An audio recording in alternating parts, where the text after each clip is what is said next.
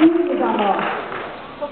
E assim, a gente quer agradecer ao Rodrigo, a sua família, que vieram de tão longe para dizer: eu vou estar com você. Seu gesto foi muito lindo, Rodrigo.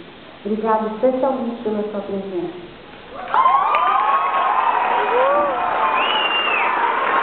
Desejamos a todos vocês um fim de ano maravilhoso, um Natal especial, e que o Cristo, o Salvador, ele realmente reine em nossas vidas para todo o tempo que nós vivemos. Amém? Amém.